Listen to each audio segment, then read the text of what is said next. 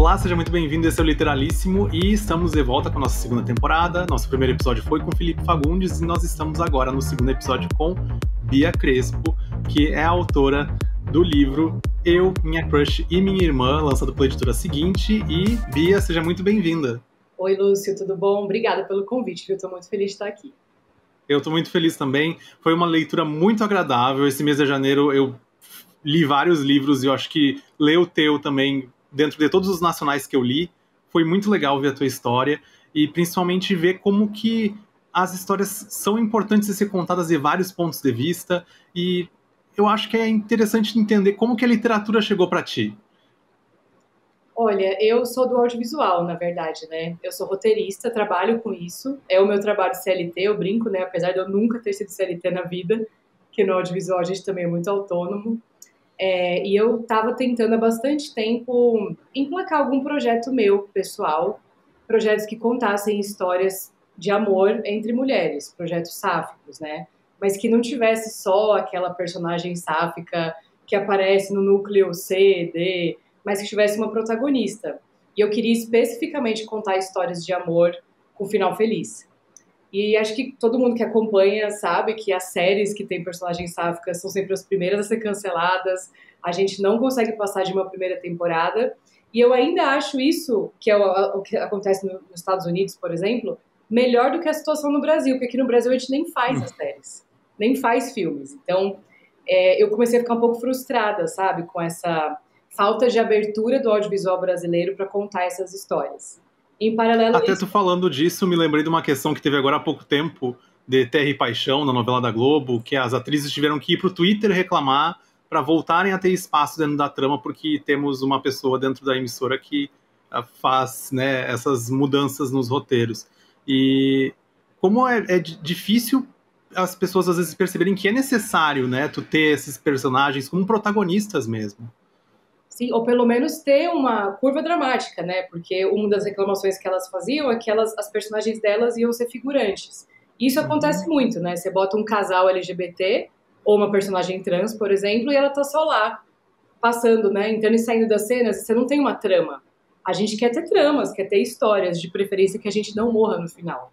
Então eu Uhum. sentia falta disso. E daí, com tantos amigos que eu tinha da literatura, eu comecei a pensar, né? Tipo, acho que é uma possibilidade. Porque escrever um livro, apesar, eu acho bem mais difícil do que escrever um roteiro de filme, mas tem uma estrutura ali dramática que você segue. Então, o meu livro, por exemplo, Eu, Minha Crush e Minha Irmã, ele é como se fosse um filme. Ele tem mais ou menos o tempo de um filme, a estrutura de um filme. Então, foi por isso que eu fui para essa área. E falando nisso que parece um filme, realmente parece um filme. Tinha momentos que eu ficava assim, no ápice, assim, por que tá acontecendo isso? E eu já ficava lá ansioso para poder ler mais um capítulo e entender o que ia acontecer na sequência. Mas aproveitando que tu tá falando de audiovisual, como foi legal ver as tuas referências de audiovisual dentro da história? Eu acho que a questão de trazer a personagem da Dona Eumínia, da versão de Minha Mãe é uma Peça, ficou assim sensacional. Eu tinha momentos que eu visualizava a voz do Paulo Gustavo, vou ser muito sincero. Parecia que a minha cabeça fazia a interpretação, sabe? Então acho que foi isso muito poderoso dentro da tua história também, ter essa coadjuvante, digamos, que fazia parte da história, mas ela era só a forma do pensamento. Mas ver que é possível, sabe, a gente também trazer esses personagens. Eu acho que até no primeiro episódio dessa temporada eu conversei com o Felipe e ele também trouxe referências no livro dele de Castelo Rá-Tim-Bum. Então eu fiquei assim, pô, por que a gente não pode manter, sabe, essa ideia de trazer essas referências brasileiras que são da nossa cultura popular e fazer com que seja possível de gente que não conhece ir atrás também. É verdade. Esse foi um dos motivos também que me fizeram ir para a literatura, porque eu já consumia bastante literatura brasileira, americana, sáfica, e eu comecei a perceber que os livros brasileiros tinham uma tendência a parecer um pouco os livros americanos, tanto nas referências, né, principalmente. Então, se falava muito de divas pop, né, Taylor Swift, que o pessoal fala bastante, séries americanas, filmes americanos, mas eu não sentia as pessoas falando de coisas brasileiras. E eu sou muito conectada, assim, por mais... É a minha indústria, eu trabalho com cinema brasileiro, Uhum. mas eu consumo muito também. Cinema, novela, séries, eu gosto mesmo. Eu acho a nossa cultura a melhor, nosso humor o melhor de todos. Então, o Paulo Gustavo marcou muito a minha carreira porque eu escrevo filmes de comédia. Então, meu sonho sempre foi escrever alguma coisa da magnitude de Minha Mãe é uma Peça. Então, fez todo sentido para mim trazer essa referência, que depois acabou se tornando até uma homenagem, né? E assim, eu percebo também que dentro dessa questão do audiovisual, a tua narrativa ela traz um namoro falso, né? Ali que é muito, talvez, comum, mas também muito bem explorado. Eu acho que tu soube saber explorar muito bem dentro dessa história. Como que tu vê essa questão do namoro falso dentro da literatura, do audiovisual? Por que tu acha que funciona tão bem? Eu acho que isso aí é Shakespeare, né? É bem de muito tempo atrás. Eu sempre falo assim que todas as histórias que existem já foram contadas. Ninguém está inventando história nova nunca. O que muda é quem está contando. Que nós somos pessoas diferentes, pessoas únicas. Então, nosso ponto de vista é completamente diferente. Então, se você falar assim para qualquer pessoa, escreve uma história com namoro falso, e você der para tipo 5 pessoas diferentes, vai sair 5 histórias completamente diferentes. Então, eu tenho uma questão assim, eu acho que as pessoas comentam muito sobre tropos, sobre clichês. Eu não vejo os clichês da forma negativa que é colocado. Eu vejo como pontos de partida. Essa história tem o tropo do namoro falso. Mas o que mais que essa história tem? E por que que ela existe? Como que ela é contada? Porque eu tenho certeza que o jeito que eu contei é diferente do jeito que qualquer outra pessoa poderia contar. Assim como vários livros de namoro falso que eu adoro, eu sempre leio. Toda vez que alguém lança um negócio de namoro falso, eu tô lendo, que eu acho muito legal. Eu acho que o que eu gosto desse tropo específico é que as pessoas, elas, o obstáculo está dentro delas mesmas. Não é um obstáculo externo, é um obstáculo interno. Não é, por exemplo, Romeu e Julieta, que o obstáculo são as famílias. Namoro falso é você tendo que resolver um negócio dentro de você para poder assumir aquele sentimento e, portanto, viver aquele amor. Então eu acho isso muito interessante de exploração de personagem. Porque aí você tem toda uma curva dramática dentro delas, como eu explorei no meu livro também. Elas precisaram amadurecer e chegar num lugar para poder assumir o que elas sentiam. Porque no começo do livro, elas não conseguiriam estar nesse lugar de namorar de verdade, né? Então é isso que eu mais gosto nesse tipo de história. E eu acho também que é, de certa forma, fácil de relacionar com a vida real, né? Porque muitas vezes a gente tá, assim, presos a relacionamentos ou envolvido em relacionamento que não tá muito bom e a gente fica levando e fica tentando entender o que, que realmente está acontecendo, por que, que isso daqui tá dessa forma. O que também eu acho que tem muito a ver com insegurança, né? Que às vezes a gente gosta de alguém, né? Tá lá com crush em alguém, mas ninguém quer ser a pessoa que vai se colocar vulnerável e falar primeiro. E eu acho que tem muito disso também, né? No namoro falso. E eu acho que isso tem muito dessa vulnerabilidade na personagem da Tônia, né? Que ela é uma pessoa mais nova, no caso ali dentro da estrutura das personagens, e ela tem pouca experiência, e essa pouca experiência para ela traz essa insegurança, que eu acho que de certa forma é uma insegurança que vai e volta com o tempo, né? A gente mesmo chegando, sei lá, nos 30, às vezes também bate insegurança de certas coisas que a gente tinha, sei lá, com 16, 18. Porque são coisas da vida mesmo que a gente não tá esperando às vezes por passar, ou faz tempo que não acontece. Então, acho muito interessante a forma como as personagens foram construídas, a Tamires, a Antônia, a Júlia, e toda a estrutura assim da história. Mas agora eu tenho uma dúvida, a questão da Júlia.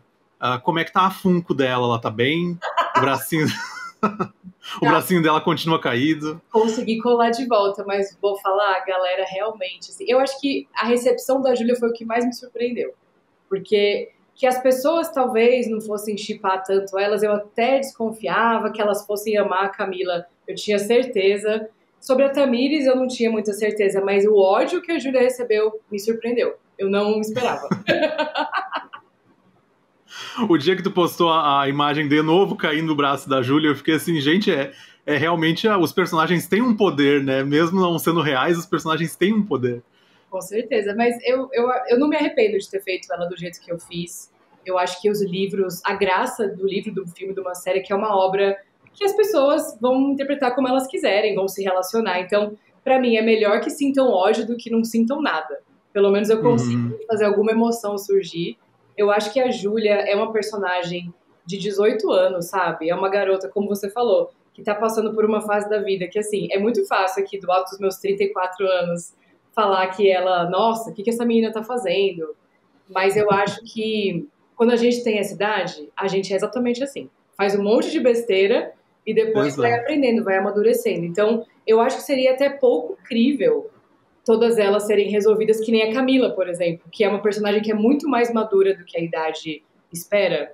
E talvez isso seja uma coisa também que eu vejo muito em livros de jovem adultos. As personagens eu acho um pouquinho idealizadas. Elas têm 18, 19 anos e já têm toda a vida resolvida o que elas querem. Livro americano é muito assim, né? Elas já sabem a carreira inteira, já são as presidentes do clube de não sei o quê, da faculdade, já sabe tudo o que quer da vida. E isso é muito diferente da experiência que eu e meus amigos tivemos, por exemplo. Então eu acho muito mais realista uma personagem que tá confusa, faz besteira e não sabe o que quer, e para isso a gente tá vendo a jornada do livro, né? E até falando nisso, por exemplo, ela morando com a irmã sozinha pela primeira vez, é algo que hoje em dia, aos 18 anos, não é muito comum ainda a gente ver aqui no Brasil. A gente é ainda muito, acho que, dependente da família e muito apegado à família também. Então é uma coisa diferente também dela também entender que ela tem certos apoios que ela vai ter da irmã dela ali, sim, mas não vai ser a todo momento, porque a irmã dela trabalha, a irmã dela viaja. Então tem essa diferença também nesse espaço. É verdade. A Tônia é uma personagem que veio de um lugar muito protegido, né? Então ela tá agora tentando se encontrar no mundo, e eu acho que a faculdade ela tem esse papel social também. Você não faz faculdade para aprender um ofício. Na verdade, o que as pessoas surpreendem quando elas chegam na faculdade, a faculdade não está te ensinando a trabalhar. Você vai lá, estuda um monte de coisa, a maioria não vai servir para nada, mas você está sendo colocado num ambiente que não tem tanto controle quanto a escola. Você está se afastando da proteção dos seus pais e até a proteção mesmo do sistema de ensino. Porque, por exemplo, eu fiz USP, que é uma faculdade pública que é muito livre. Você faz sua grade, se você vai, tá bom. Se você não vai, não tem gente cuidando. Então, você aprende a ser uma pessoa... Você transita, né, de adolescente para adulto. E você conhece pessoas de vários lugares, que é diferente da experiência de uma escola, por exemplo. Você vai conhecer gente que geralmente é do mesmo bairro, da mesma região, com uma história parecida. Na universidade, gente do Brasil inteiro, de fora do Brasil. Então, acho que é muito ecoado no que eu vivi, a experiência da Tônia. Você sair desse ambiente totalmente controlado e protegido e cair em um lugar que você não sabe como lidar, você é muito diferente de todo mundo, mas é importante para você aprender e sair de lá uma pessoa mais madura. E tu falando isso, eu me lembrei de uma situação da época da faculdade que tinha uma professora nova chegando e ela, na primeira aula, disse assim: gente, é o que vocês querem fazer, que vocês têm sonho de fazer, sei lá, eu fiz publicidade, né? Então as pessoas ficavam assim: ah, é redação, é direção de arte, essas coisas assim. Não necessariamente o primeiro trabalho de vocês não vai ser esse. Se vocês não forem donos da sua própria empresa, normalmente vocês não vão fazer exatamente o que vocês querem. E foi aquela revolução, né? Por que ela tá falando isso? Por que as coisas não são desse jeito, né? Aquele meio jovem sonhador mesmo. Então, acabou que depois a gente percebeu que realmente não era daquela forma, era como ela estava contando pra gente, porque ela tinha experiência de mercado, né? E eu acho que às vezes é isso que a gente precisa ter, essa realidade, esse choque de realidade mesmo. Mas aproveitando, falando da Tônia, assim, da Tamires, da Júlia, alguma questão dos relacionamentos que aconteceu ali, em questão talvez das irmãs ou até dos amorosos, tu vivenciou algum que tu trouxe uma versão pro livro? Eu não tenho irmãos, né? Isso é uma curiosidade que eu gosto de contar, porque me perguntam muito, nossa, o que sua irmã achou? E eu falo, não tenho irmã, não tenho irmãos, eu sou filha única. E eu acho que foi justamente de ser filha única que veio a vontade de contar uma história sobre irmãs. Porque eu sentia muita falta de ter irmãos, eu me sentia muito sozinha quando eu estava crescendo. E eu acho que eu romantizei um pouco, eu achava que irmãs eram super parceiras, iam morar juntas, ia ser super legal. E eu sei, assim, eu tenho muitas amigas que têm irmãs, especificamente a relação entre irmãs mulheres, né? Eu acho que tem uma particularidade ali que fica entre a comparação e a rivalidade. Eu não sei se entre irmãos homens também é, acredito que sim. Mas eu vi, como eu tinha mais amigas mulheres, eu via muito isso. E eu ficava chocada, assim, que, meu Deus, mas como assim você brigou com a sua irmã? Como assim você não é a melhor amiga da sua irmã? E eu fui vendo essas nuances, né? E esse jogo de comparação e admiração. E eu achei interessante pensar nisso. E pensei assim, nossa, eu acho que eu nunca vi duas irmãs lésbicas desfeminilizadas na mesma família, assim, vivendo essa relação. Seria legal ver esse ponto de vista. E foi daí que surgiu, né? Como é que seria você, sendo uma menina jovem, tímida, que está saindo do armário agora, ter uma irmã que é toda resolvida e é a mais desejada e paquera todo mundo e pega todo mundo, deve ser muito difícil para uma pessoa que é introvertida, né? Então foi meio daí que veio a história. Mas Até dividir porque as pessoas criam aquela expectativa, né? Será que vocês vão ser iguais? Né? Mas parece que, como tu falou da competição, né? Será que elas vão ficar vendo quantas vão pegar cada pessoas diferentes? exatamente. E as irmãs geralmente são bem diferentes, né? Eu acho isso uma particularidade bem legal. Mas da sua pergunta de qual história ali é baseada em fatos reais, bom, toda a experiência universitária da Tônia é a minha experiência universitária no audiovisual da USP. Eu entrei achando que todo mundo queria fazer filmes de grande bilheteria e que iam fazer sucesso, e todo mundo queria fazer filmes de arte, e só falava de filmes iranianos obscuros que eu não fazia ideia do que era. Então isso foi meio parecido. E foi assim até É o... basicamente tu tava entrando na Netflix e os teus colegas na MUBI. Exatamente isso. Exatamente. E falando de trabalho, vamos trabalhar, vamos ganhar dinheiro, e ninguém queria saber disso, só queria saber de festival e ganhar prêmio, não sei o quê. Então isso foi muito... Eu também me descobri lésbica na faculdade, então a Júlia não é inspirada em nenhuma mulher que eu me relacionei, mas a experiência de estar com uma mulher pela primeira vez na universidade é isso. E a parte que a Júlia, a questão da faculdade dela, eu não vou entrar em muitos detalhes para não dar spoiler, mas aquela mentira que ela conta para os pais, uma conhecida minha do cursinho contou. Então, aconteceu de verdade, assim, na vida real. É uma experiência que eu tive e eu fiquei chocada que a menina E com os mesmos cursos? Não, eram outros, era História e Direito. Tá. Mas ela sustentou, assim, ela falou que tinha passado na segunda fase da FUVEST para eles, e eles acharam que era um curso, mas era outro. E ela sustentou até o primeiro dia de aula da faculdade, quando eles tiveram que levar ela e tal, e era outro campus. E aí a coisa estourou, mas isso é baseado em fatos reais. Legal. Eu acho que são detalhes que às vezes a gente fica curioso para saber de onde é que saiu essa história, né? Eu acho que é importante a gente saber que existiu isso mesmo. Aproveitando que a gente está falando na questão, assim, como é que é a tua criação, não só na questão da literatura, mas na criação do audiovisual? Como é que é teu fluxo de influência? Tu assiste muita coisa ou tu prefere não assistir ou não ler muito para não se influenciar? Como é que é essa tua questão de criação? Talvez por trabalhar com audiovisual, eu assisto bem menos coisas do que as pessoas imaginam. Eu acho que como eu fico o dia inteiro trabalhando com isso, escrevendo roteiro, né, discutindo, fazendo reunião, falando de referências, chega no final do dia eu não quero sentar e ver uma série ou um filme. Então eu leio muito mais do que eu assisto. Eu gosto bastante de literatura jovem adulta, de romance, então é o que eu consumo mais, assim. Séries um pouco menos, e é um pouco difícil de me agradar. Eu acho que porque eu conheço muita coisa, já vi muita coisa, então geralmente eu começo a ver um negócio, é muito difícil eu passar do primeiro episódio. Tem que me pegar muito. Então é mais bem da literatura mais, assim. Eu acho que inspiração, eu tenho várias ideias anotadas e tal, mas o processo mesmo criativo de escrita, o meu é bem estruturado, assim. Eu sigo exatamente o que a gente faz em roteiro, com bastante disciplina e horários. Eu, por exemplo, só escrevo de dia, horário comercial, horas certinhas divididas. Eu acho que quem tem dois trabalhos, que nem eu, tem que se organizar muito bem. Nunca de fim de semana, nunca de feriado, fim do dia e tal, para evitar o burnout ao máximo, mas se organizando dá para fazer. E aí eu faço geralmente uma estrutura de beats, de roteiro, que a gente coloca os principais pontos, né, da história, e depois vou estruturando de acordo com o caminhar, mas também aquela estratégia que eu acho que é mais importante. Eu escrevo a primeira versão inteira antes de voltar para ler qualquer coisa, que eu acho que é o que mais faz diferença, o que eu mais ouço as pessoas empacando na escrita, que elas escrevem e para e volta, lê. Isso para mim é tipo a pior coisa que você pode fazer. Então eu escrevo uma versão de uma vez, deixo descansar e depois volto, releio e vou mexendo. E eu acho que, na verdade, isso é um processo, como tu disse, que traz da questão dos roteiros e tudo mais, que tu também faz bastante coisa com roteiro. Na verdade, eu vou até citar algumas aqui, que tem o 10 Horas pro Natal, que é um filme que eu acho muito divertido. Até, inclusive, já quero perguntar, será que rola um filme sáfico de Natal aqui no Brasil? Porque a gente vê o plano, por exemplo, no exterior, que eles fazem, sei lá, 200 filmes de Natal por ano. A gente vê um processo ainda muito lento, né?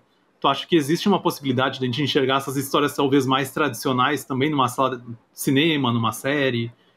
Aí você mesmo deu a resposta, né? Porque lá nos Estados Unidos eles fazem 200 filmes de Natal no fim do ano. Desses 200, que uns 3 ou 4 são LGBT. Então, E olhe lá. é só você inverter a proporção, né? Aqui no Brasil, a gente faz o quê? 1, 2 filmes de Natal por ano? É muito difícil, improvável. Porque no Brasil, o Brasil é muito conservador, né? Então, nos nossos roteiros, no audiovisual, a gente tem que tentar agradar o maior público possível, quando é um conteúdo, assim, de streaming ou de cinema de grande público. E, infelizmente, o grande público rejeita um pouco ainda questões LGBT. Então, a gente tem que tomar muito cuidado, assim, como é que coloca, para poder não ser rejeitado, para poder fazer sucesso. Mas eu acredito que aos poucos a gente está conseguindo, sim, cada vez incluir mais, cada vez colocar mais. Esse exemplo das novelas que a gente estava falando é um ótimo exemplo, porque a novela ainda é o conteúdo mais assistido do Brasil, independente de cinema, de streams, é o mais assistido. Então, se as pessoas estão conseguindo ver LGBTs na novela, elas daqui a pouco vão estar mais prontas para ver em outros lugares também. Exato. E aproveitando agora, já indo para a sequência do nossa conversa, tu tem algum livro ou algum autor que te inspira, que tu volta, retorna, ou tipo, lançou o livro, eu preciso ler esse autor, tudo que ele lança? Ai, com certeza. Eu tenho uma pessoa brasileira e uma pessoa americana. A pessoa americana é Casey McQuiston. Eu sou Uhum. muito fã, muito fã. O livro A Última Parada mudou a minha vida, assim. E eu li, sei lá, ano passado. Eu já era uma jovem senhora, né? Já estava nos 30. Sei que eu não sou o público-alvo, mas eu nunca tinha me visto num livro do jeito que eu me vi. Porque tem uma personagem no livro que é a Jane, que é uma mulher lésbica de Spain, e ela é o objeto de desejo de uma mulher mais feminilizada, mas não é sexualizado, é romântico, é profundo, é sensível. Eu amo esse livro e tudo que Casey McQuiston escreve, eu fico desesperada para ler. Eu já pude conhecer ele, foi muito legal aqui na Flip Hop do ano passado. Quase morri, quase desmaiei. Mas tudo que lança eu gosto. E aqui no Brasil, Clara Alves, eu acho ela um ícone assim, da literatura sáfica. Além dela ser uma querida, maravilhosa, minha amiga, eu amo todos os livros que ela escreve, Conectadas. É o meu livro sáfico brasileiro favorito, de todos os tempos.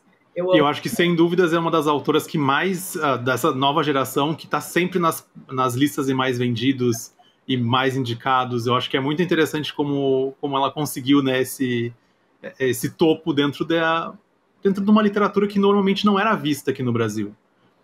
Com certeza, eu acho que Clara ajudou a desbravar muitas coisas, assim, sabe? Ela, Elaine Baeta, são pessoas que eu admiro muito pelo esforço que fizeram de abrir as portas para a literatura sáfica dessa maneira, né? Então, a gente sempre tem que celebrar, porque se for pensar 4 anos atrás, não tinha praticamente nada de sáfico brasileiro bombando desse jeito, né? Se não fossem as fanfics ou o pessoal que postava histórias originais no Wattpad, a gente não via isso dentro da literatura. O espaço, acho que a gente pode dizer que o espaço nas editoras tradicionais ainda está melhorando bastante para os autores nacionais nesses últimos 5 anos. Da gente ver, sei lá, 3 livros nacionais sendo lançados num mês, de autores novos, muitas vezes, eu acho que é muito importante, né? Sim, com certeza. Eu senti isso também. Até a abertura que eu tive, que eu não publicava nada, né, em Wattpad, como você falou, na área de fanfics. Eu cheguei, assim, do zero, né? Nunca tinha feito nada de literatura. E muita gente me pergunta, mas como você conseguiu chegar e já publicar numa editora grande, assim? E eu sempre falo, bom, tudo bem, eu tenho 0 anos de carreira de literatura, mas eu tinha 8 anos de carreira de roteiro. Então, eu sou Uhum. uma escritora profissional, só que de outra mídia. Então, quando eu cheguei lá, eu me apresentei, eu tenho agente, eu já tinha o manuscrito, eu segui uma estrutura de contar a história de forma profissional. Então, acho que essas coisas contam muito também quando você chega lá, porque às vezes você é um autor que está lá publicando há um tempão fanfic, mas a história não tem aquele. Tem que ter um apelo comercial também para você poder valer a pena a editora publicar e ter um retorno financeiro com aquilo, porque livro é caro, né? A gente tem que Sim. convencer as pessoas a comprar de alguma forma.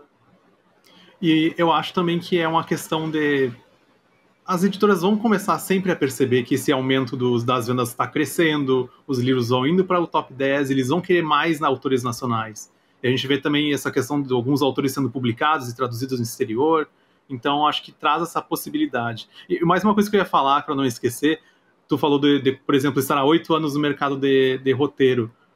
As pessoas às vezes não percebem porque elas não param para ler os créditos, né? De quem está escrevendo.